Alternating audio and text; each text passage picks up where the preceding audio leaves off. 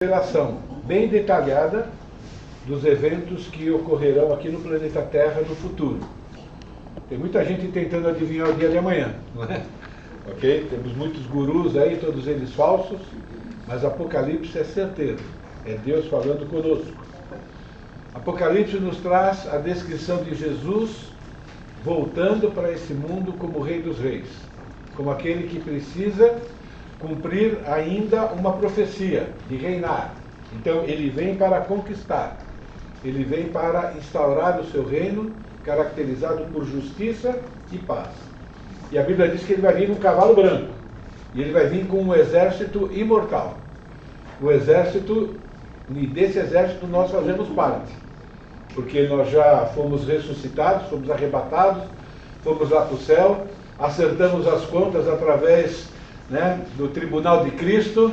Depois de acertar as contas, houve as bodas do Cordeiro, e aí a gente desce com ele, fazendo parte desse exército. E Apocalipse mostra a derrota definitiva de Satanás, dos exércitos das nações que estão sob a influência dele. A Bíblia nos diz hoje que, na verdade, todo ser humano está debaixo da influência de Satanás. E nós fomos resgatados dessa influência, quando nós fomos salvos. Mas a maioria das pessoas do mundo, conforme a própria palavra de Deus diz que o mundo jaz no maligno, significa que ele está controlando todas as coisas, é lógico, debaixo da permissão do nosso Deus. Nós vamos estudar agora as 7 taças, os 7 últimos flagelos. Eu vou passar rápido por isso, só vou parar de vez em quando para algumas aplicações. Então, na apostila de vocês é a página 21, ok? Vocês vão pular para a página 21. Se tiver tempo, ainda hoje a gente vai voltar para algumas páginas anteriores. Mas essas páginas anteriores eu deixei para o final de propósito, tá bom? Então, nós temos aqui as 7 taças. As 7 taças, gente, está relacionada com a besta e os seus seguidores. Então, é como se fosse agora um conjunto, vamos assim dizer, de pragas, mas principalmente voltadas para as pessoas que abraçaram a besta, são seguidores da besta e estão vivendo de acordo com a vontade da besta. Apocalipse 16:2 diz: o primeiro anjo foi e derramou a sua taça pela terra, abriram-se feridas malignas e dolorosas num grupo específico de pessoas, naqueles que tinham a marca da besta e adoravam uma besta, ou adoravam a sua imagem, também é uma besta, né? Porque tem tanta besta em Apocalipse. Não, mas é interessante aqui, não é? Aqui agora é uma praga direcionada agora para os adoradores da besta. Então, o que significa isso? Significa que nesse período há salvos vivos que estão sendo protegidos dessas calamidades. Há descrentes escolhidos por Deus, que é o povo de Israel, que também vai ficar livre dessa situação, ainda não sendo convertidos, porque eles vão ser convertidos mais no final. Então aqui são aqueles que realmente estão seguindo a besta, ok? Isso também é uma prova que as taças são diferentes dos selos e das trombetas, porque existe um tipo de interpretação que eles dizem que na verdade é repetição daquilo que aconteceu com mais detalhes. Então eles dizem que é repetição, por exemplo, das trombetas, explicando melhor o que aconteceu na época das trombetas, mas não é isso, tá bom? Então aqui é algo completamente diferente, é mais um conjunto de pragas. Na verdade são 3 conjuntos de sinais contra a humanidade, ok? Deus vai julgar a besta, Deus vai julgar o falso profeta e Deus vai julgar os adoradores da besta ao mesmo tempo, ok? E vocês vão perceber que essas taças têm muitas semelhanças com as pragas que aconteceram no Egito. Assim como no passado o Egito representava o poder maior naquela época, então o Egito era, vamos dizer assim, a nação mais poderosa na época em que eles estavam escravizando os egípcios, e eles estavam escravizando os hebreus, e também o Egito representa aqueles falsos deuses que os controlavam. Agora isso se refere à humanidade toda. Então toda a humanidade agora, está debaixo do poder do anticristo. Então agora o anticristo está dominando todas as nações. E agora essas pragas vão acontecer durante esse território todo mundial, debaixo dessa autoridade do anticristo, ok? Da mesma maneira que Deus libertou o povo de Israel na época da escravidão egípcia, Deus aqui também vai proteger o povo de Israel para salvá-los quase no último momento da grande tribulação, cumprindo aquela promessa que todo Israel vai ser salvo. Então, esse paralelo é muito importante, mostrando que Deus já fez algo parecido numa região, vamos dizer assim, bem limitada, e agora vai fazer numa região muito maior, ok? A primeira taça: úlceras sobre os adoradores da imagem da besta e as pessoas portadoras da marca. Mais para frente eu vou falar um pouquinho dessa marca. Saiu, pois, o primeiro anjo e derramou a sua taça pela terra. Aos homens portadores da marca da besta e adoradores da imagem sobrevieram úlceras malignas e perniciosas. Então a praga foi lançada, mas só pegou em quem? Em quem tem a marca da besta, aqueles que se uniram a ele. Muito semelhante à sexta praga do Egito. Êxodo capítulo 9, versículo 10 diz: eles, isso é, Moisés e Arão, tomaram a cinza de forno, se apresentaram ao faraó. Moisés atirou para o céu e ela se tornou em tumores que se arrebentavam em úlceras nos homens e também nos animais. Então imagine isso acontecendo em todas as pessoas que têm a marca da besta, que é a grande maioria da população que sobrou ainda, nesse sentido aqui. A segunda e a terceira praga, ou taça: águas do mar e os rios e fontes se transformaram em sangue. Derramou o segundo a sua taça no mar, e esse se tornou em sangue como de morto, e morreu todo ser vivente que havia no mar. Derramou o terceiro a sua taça nos rios e nas fontes das águas, e se tornaram em sangue. E nós sabemos que é bem parecido com a primeira praga do Egito. E é muito interessante, quando Deus começou a lidar com o Egito, e esse é o mesmo princípio aqui, Êxodo capítulo 17, tem essa frase, ou essa afirmação: assim diz o Senhor, nisso saberão que eu sou o Senhor. Então o que Deus está provando também nesse período todo, que não importa, porque por detrás da besta tem o Satanás, que dá poder para a besta, o anticristo, quer dizer, todas as nações do lado do anticristo, e Deus simplesmente está dizendo: ainda quem manda aqui sou eu, ainda quem controla todas as coisas sou eu. Isso é, ainda só existe um Deus. Mesmo Satanás tendo uma certa quantidade de poder, não chega aos pés do poder do nosso Deus. Então Deus está revelando, ou Ele está se revelando para as pessoas, está se revelando para aqueles que já o conhecem, está se revelando para aqueles que não o conhecem. Porque vocês vão ver mais para frente algumas declarações. Parece que as pessoas estão entendendo que isso vem de Deus, e mesmo assim eles praguejam contra Deus. Um dos propósitos é provar que o Senhor é o único Deus. Temos um parêntese, novamente, ok? Outra adoração no céu, para mostrar um culto de alegria. Então lá no céu, aqui as coisas estão pegando fogo, aqui as coisas são bem difíceis. Lá no céu está havendo culto de adoração. Por quê? Porque Deus está revelando para todo o planeta Terra quem Ele é. Então os cristãos vibram com isso. A justiça, uma das do Sermão do Monte lá: bem-aventurados aqueles que têm fome e sede de justiça. Então a justiça de Deus está sendo derramada no planeta Terra, Então está havendo uma adoração ao nosso Deus. Então é um culto de alegria, né? A atuação de Deus em agir, em vingar os seus filhos, vingar aqueles que foram perseguidos, aqueles que foram maltratados, aqueles que foram tratados como se Deus não existisse. Então ouvi o anjo das águas dizendo: Tu és justo, tu és o que eras, o santo, pois julgaste essas coisas. Porquanto derramaram sangue de santos e de profetas, também sangues que lhes têm dado a beber são dignos disso. Ouvi do altar que se dizia: Certamente, ó Senhor Deus Todo-Poderoso, verdadeiros e justos são os seus juízos. E nós cantamos isso, mas é nesse contexto que foi escrito. No contexto em que Deus está revelando agora a sua justiça.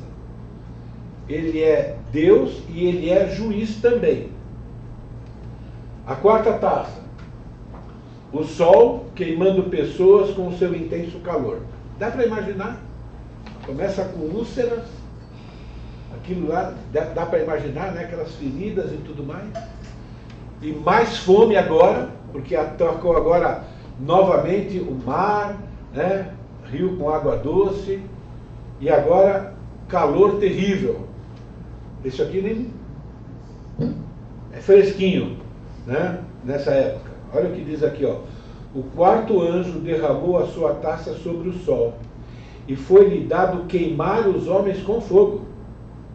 Com efeito, os homens se queimaram com intenso calor.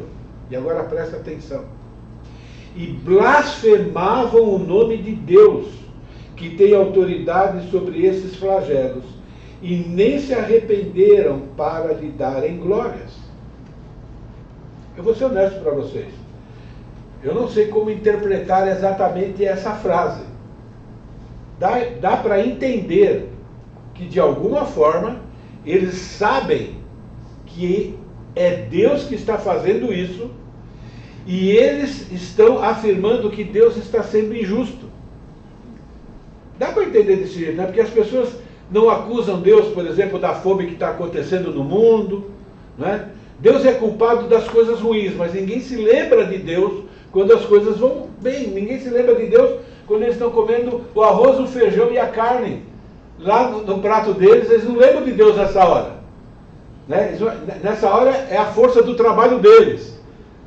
Mas, quando alguma coisa errada começa a acontecer no mundo, eles culpam Deus. Né? Isso aqui vai se repetindo várias vezes, mostrando que é um povo de coração duro. Né? Aquela operação do erro. Ok? Então isso é semelhante à 7ª praga do Egito, quando o Senhor mandou aqueles trovões, chuva de pedras e assim por diante. Ok? E essa terrível afirmação: com efeito, os homens se queimaram com intenso calor, mas o que eles faziam? Blasfemavam o nome de Deus, que tem autoridade sobre esses flagelos, e nem se arrependeram para lhe darem glória. Lembra de Romanos capítulo 1? O que de Deus se pode conhecer pela criação, dá para conhecer, mas o que esses homens fizeram? Criaram imagens e não dão glórias a Deus.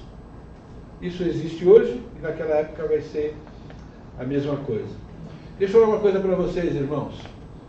Sofrimento não amolece o coração de ninguém para aceitar Jesus como Senhor e Salvador. Pode ser uma ferramenta de Deus, mas quem converte as pessoas é Deus. Não obrigatoriamente no sofrimento.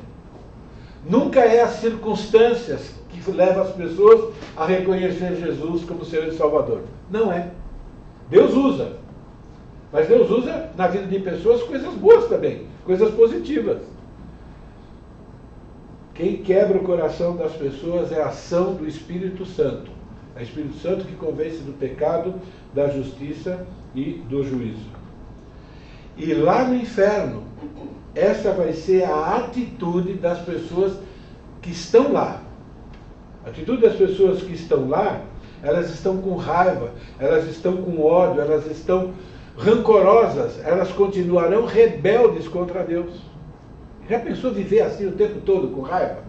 Quando a gente fica um pouquinho assim com raiva, nosso corpo já fica doente, né? Começa a doer estômago e assim por dentro. Imagine lá. A quinta taça, sobre o trono da besta, tornando o reino dela em trevas. Derramou o quinto a sua taça sobre o trono da besta, cujo reino se tornou em trevas, e os homens mordiam a língua por causa da dor que sentiam. Blasfemavam de Deus do céu por causa das angústias e das úlceras que sofriam, e não se arrependeram das suas obras. Aqui nós temos algo diferente do que aconteceu no Egito. Veja bem, começa assim, ó. Derramou o que? Trevas. E eles mordiam a língua por causa da dor. Mas a dor não tem nada a ver com as trevas. Tem a ver com as pragas que vinham antes. O que significa isso? Essas pragas, elas são cumulativas. No Egito, vinha uma praga, acabava aquela praga, tinha 1 ou 2 dias, algum tempo de tranquilidade, e vinha outra. Essa não. O pessoal continua com úlcera e continua agora sendo queimado, e agora queima mais, veio mais uma praga, né? Então elas são cumulativas, elas vão se mantendo. Por isso que é chamado do quê? De a grande tribulação. Ok? Então é dor desde a primeira taça e agora vai continuando. Ok? Então a gente vê novamente, irmãos, como o pecado é ofensivo a Deus. Toda essa dor, todo esse castigo, toda essa punição revela como o nosso pecado é ofensivo a Deus. Revela para nós como Deus é misericordioso para conosco. E revela como Deus vai tratar aqueles que estão desdenhando do sangue de Jesus. E nós sempre temos que lembrar que nós não somos em nada, agora cuidado com o que eu estou dizendo, tá bom? Nós não somos em nada melhores do que os descrentes no que se refere a termos aceito Jesus como Senhor e Salvador. Nós somos salvos porque fomos escolhidos, Deus nos deu a sua graça irresistível e nós nos rendemos a eles. Antes disso, nós éramos iguais a qualquer outro descrente, no que se refere a reconhecer Jesus como Senhor e Salvador. Por isso que nós podemos ser muito gratos a Deus, porque nós tínhamos ou temos tudo para fazer parte desse grupo que vai para o inferno. Agora nós somos melhores, cuidado agora com o que eu estou dizendo, porque Deus está trabalhando no nosso caráter. Então, até aquilo que nós somos melhores é obra de Deus, não é obra nossa. Não é? Ok, então, é muito importante a gente entender isso. E veja bem como repete isso, né? E blasfemavam o Deus do céu por causa das angústias, por causa das úlceras, e não se arrependeram das suas obras. O que são as obras? O estilo de vida deles. Mais para frente a gente vai estudar bem rapidinho esse tipo de estilo de vida. Ok? A sexta taça, sobre o rio Eufrates, para a batalha do Armagedon. Eu estou com muita vontade de estudar com vocês a batalha do Armagedon. Nós não vamos estudar aqui que não dá tempo, tá bom? Mas é muito interessante isso daqui, né? Deus está comandando tudo, ok? E Ele está preparando toda essa cena, é uma preparação para a batalha final e definitiva. Derramou o cesto, a sua taça, sobre o rio Eufrates, cujas águas secaram, presta atenção, para que se preparasse o caminho dos reis que vem do lado do nascimento do sol. Versículo 13. Então, vi sair da boca do dragão, da boca da besta e da boca do falso profeta, 3 espíritos imundos, semelhantes a rãs. Rã era um dos deuses adorados lá na época do Egito, ok? Porque eles são espíritos de demônios, então agora já está dizendo para nós que é demônios, ok? Operadores de sinais, amados, nem todo sobrenatural vem de Deus, ok? E se dirigiram aos reis do mundo inteiro, a fim de ajuntá-los para a peleja do grande dia de Deus, o Todo-Poderoso. O que significa isso? O anticristo está reinando. Quem é que está por detrás do anticristo? Satanás e seus demônios. Deus manda uma praga que seca o rio Eufrates. Por quê? Para ter essa batalha mundial, esse rio precisa estar seco, porque as nações vêm por essa região, porque Deus é que escolhe o campo de batalha.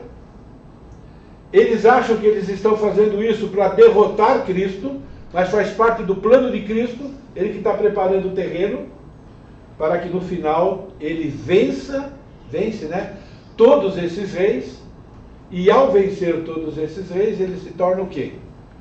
Rei dos reis, Senhor dos senhores. Então é isso que está acontecendo aqui, ok? Então o anticristo aqui, agora ele está reinando sobre todos os reinos da terra. O alvo do anticristo é atacar Israel. Mais para frente vocês vão entender. Israel aqui está protegido, aqui é a segunda metade da tribulação. Já houve o rompimento do pacto. E o anticristo está com muita raiva aqui de Israel. E está querendo atacar Israel. E Deus está preparando esse caminho todo. Porque a vitória vai ser lá, né? Na nação, lá em Jerusalém. Versículos 12 e 16 de Apocalipse 16 diz, Jesus diz, eis que venho como vem o ladrão, bem-aventurado aquele que vigia e guarda as suas vestes, para que não ande nu e não vejam a sua vergonha. Então os ajuntarão no lugar que em hebraico se chama Armagedon. Então é Jesus que está fazendo com que Satanás acredite que vai conseguir alguma vitória sobre Jesus. Então ele está fazendo com que Satanás chame todos os exércitos para ir naquele lugar, porque Deus disse que é naquele lugar que ele vai ter uma vitória mundial sobre os exércitos do mundo inteiro. Agora, irmãos, muito importante esse texto aqui, né? Bem-aventurado aquele que vigia e guarda as suas vestes. Eu não sei quantos se lembram de uma série de mensagens que eu preguei sobre vestimenta, ok? A vestimenta é um símbolo de Deus para a nossa santidade. A vestimenta é onde a gente cobre a nossa vergonha, não é? E ele usa muito essa questão das vestes, ok? Para mostrar pessoas que estão atentas para a sua própria vida, para viver uma vida que honra e glorifica a Deus. Então, vigiar e veste são símbolos de uma vida de quem já aceitou o sacrifício de Cristo e agora ele entra nesse processo de santificação progressiva. Ele vai se purificando do pecado, né, contribuindo com Deus, à medida que vai conhecendo a palavra de Deus e vai lutando, ok? E agora continua numa vida de santidade. Então Apocalipse é um alerta para nós, né? Nós não vamos estar aqui nesse período, mas nós estamos aguardando o quê? O arrebatamento. E quando se fala do arrebatamento, Pedro diz que nós temos que sermos encontrados irrepreensíveis, ok? Quem crê em que Jesus pode voltar a qualquer momento, de verdade, quem crê de verdade, vive em santidade. A hora que ele lembra, Jesus vai voltar a qualquer momento, vai tomar uma decisão, a decisão, para quem acredita nisso, é uma decisão que vai ser bíblica. Por isso que a gente precisa cultivar, né, essa verdade. Em qualquer segundo, Jesus pode me arrebatar e eu quero estar em ordem com ele. Pecado confessado, né, e luta contra o pecado o tempo todo. Vocês se lembram o que Jesus falou para a igreja de Filadélfia? Ele mencionou essa questão das vestes, da santidade. Apocalipse 13, 18, aquela igreja que é morna, né, não é frio e nem quente, diz: te dou este conselho, compre de mim ouro refinado no fogo. É uma simbologia também de santificação. Como é que o ouro é purificado das suas impurezas? Coloca lá no fogo, né? E aí as impurezas vão subindo. Okay? Então ele está dizendo a mesma coisa. Olha, né? Santificação. Né? E essa santificação vem do Senhor. Né? Compre de mim ouro refinado no fogo e você se tornará rico. Compre roupas brancas e vista-se para cobrir a sua vergonha, a sua vergonhosa nudez. E compre colírio para ungir os seus olhos para enxergar. Repreendo e disciplino aquele que amo. Por isso, seja diligente e aquela palavra, abençoada, arrepende-se. Então, quando você encontra vestes, quando você encontra vigiar, a ideia é o seguinte, ó, não brinca com o pecado. Pede perdão, faz um plano, segue o plano, lute contra a velha natureza.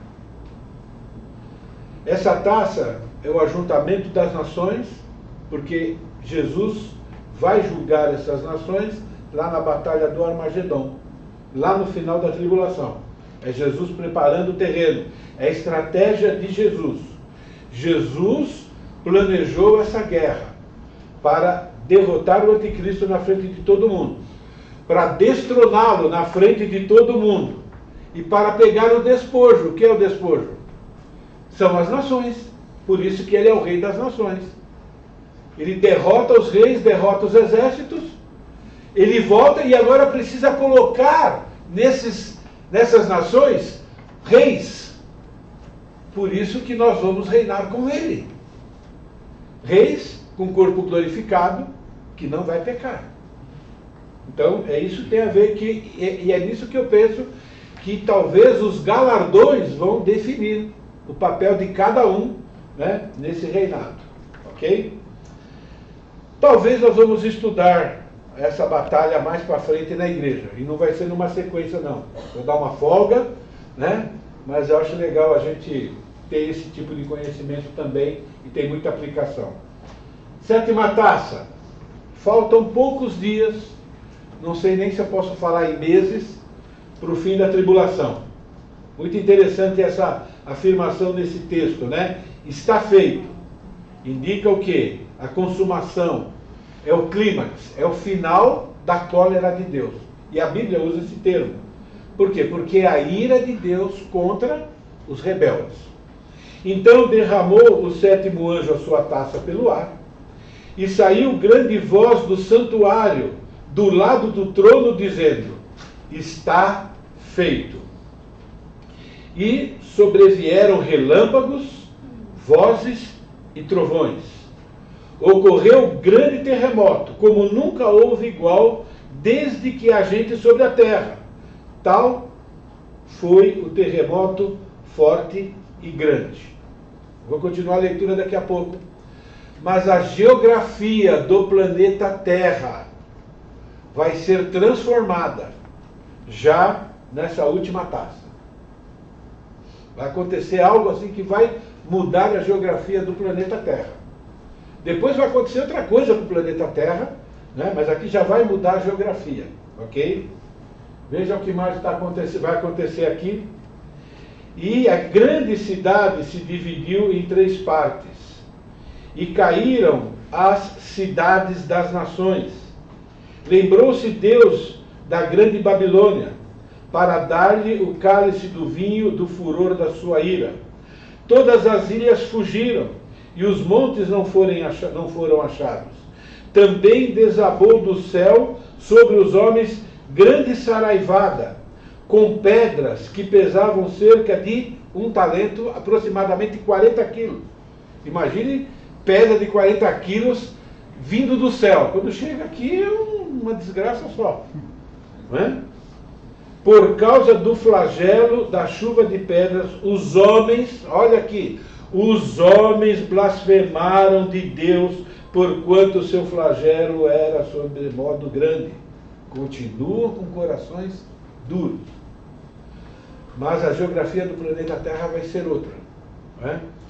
A geografia mudou num determinado juízo de Deus, no dilúvio.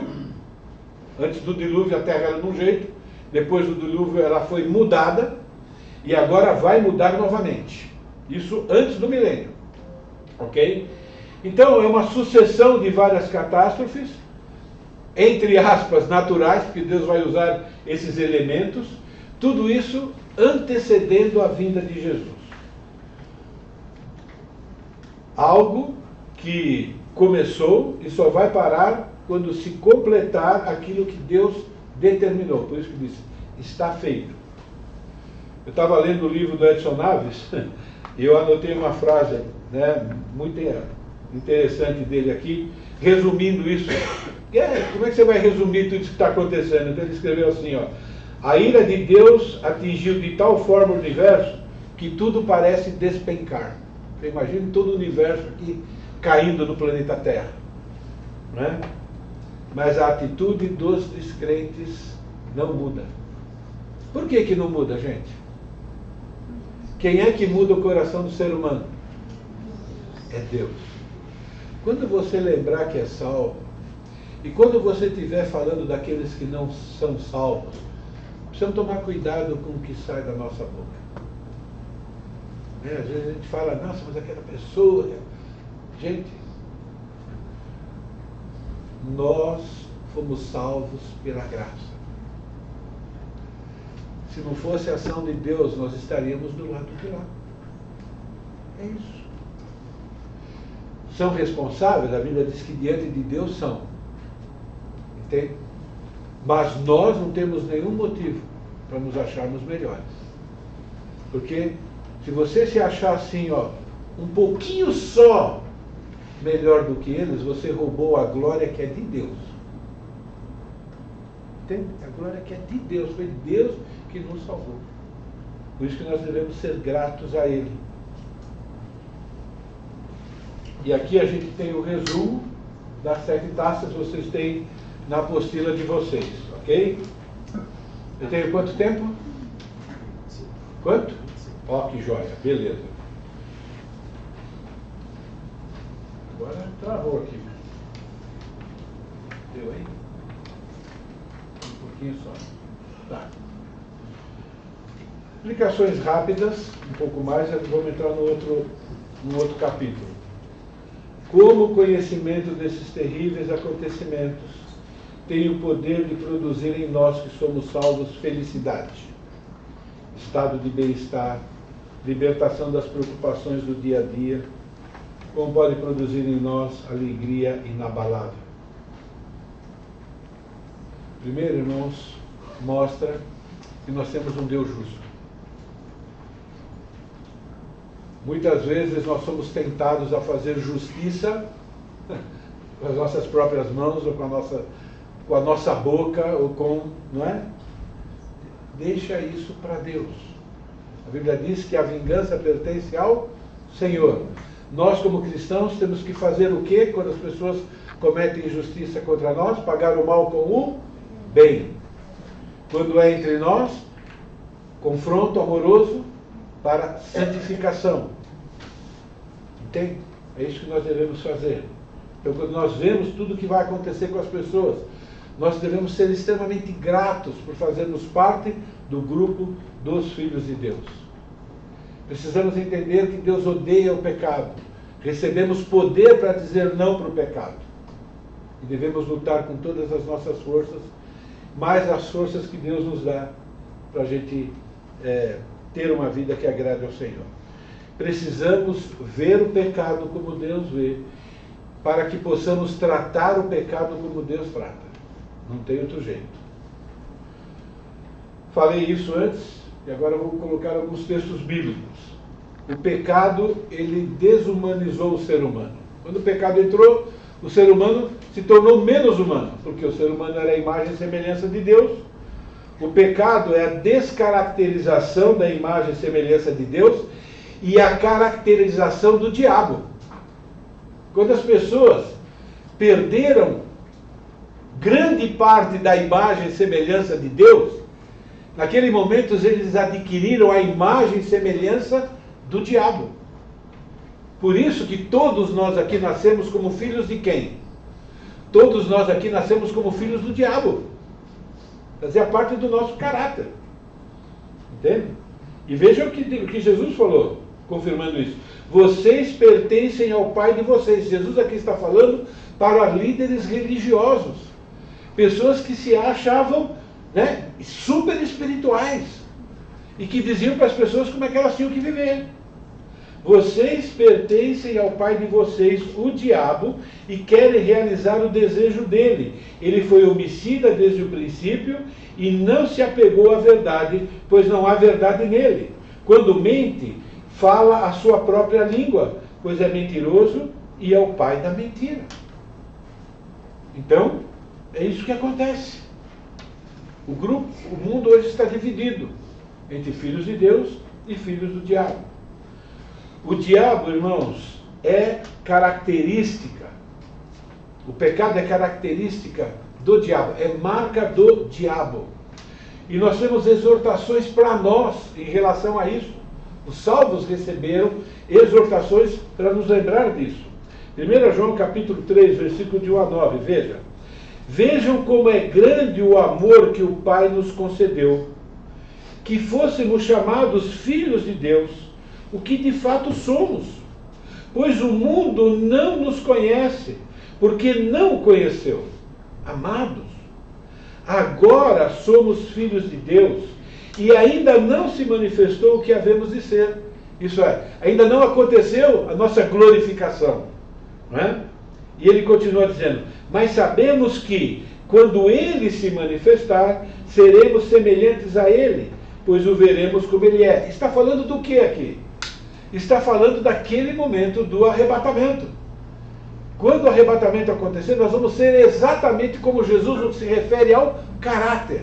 Nós não vamos mais pecar. E agora, olha o que ele diz aqui, versículo 3. Todo aquele que nele tem essa esperança, purifica-se a si mesmo como ele é puro. Quem tem essa certeza de que Jesus vai voltar, de que Jesus vai nos arrebatar, que vamos reinar com ele, precisa, é natural se santificar. Tem o desejo de se santificar. Luta para se santificar. É o que está falando aqui. Todo aquele que pratica o pecado transgride a lei. De fato, o pecado é transgressão da lei. Vocês sabem que ele se manifestou para tirar os nossos pecados e nele não há pecado. Eu costumo dizer, o plano de Deus ao nos salvar não era só nos livrar do inferno. Livrar do inferno é consequência. O plano de Jesus ao nos salvar é nos tornar parecidos com ele. É voltarmos a ser aquele Adão sem pecado. Isso vai acontecer com o corpo glorificado. Agora nós estamos nesse processo. E a Bíblia diz, por isso que Apocalipse garante qualidade de vida. Né? Quem tem essa certeza, quem cultiva essa realidade na mente, quem vive, né? Lembra? Andando assim, ó. De um lado você anda de braços dados com o arrebatamento, pode ser a qualquer momento. E do outro lado, com a morte. Quem vive desse jeito, lembrando que vai se encontrar com Jesus a qualquer momento, vai praticar a santificação se for filho de verdade. E se não for, e é isso que João está falando aqui. Né? Versículo 6. Todo aquele que permanece, todo aquele que nele permanece, não está no pecado. Isso é, não vive pecando. Todo aquele que está no pecado não o viu e nem o conheceu. Filhinhos, não deixem que ninguém os engane. Aquele que pratica a justiça é justo, assim como ele é justo. E aquele que pratica o pecado é do diabo, porque o diabo vem pecando desde o princípio. Para isso, o Filho de Deus se manifestou, para destruir as obras do diabo. Todo aquele que é nascido de Deus não pratica o pecado, porque a semente de Deus permanece nele, e ele não pode estar no pecado porque é nascido de Deus. Não aguenta ficar no pecado. Quem é salvo, o pecado incomoda de verdade. Mas incomoda a ponto de abandonar. Aquele incômodo, né? Eu costumo dizer, né? Reavivamento de acampamento dura 3 meses. Isso é perigoso. Né? É aquela mudança, aquela luta constante. Que todos nós ainda somos pecadores, é verdade.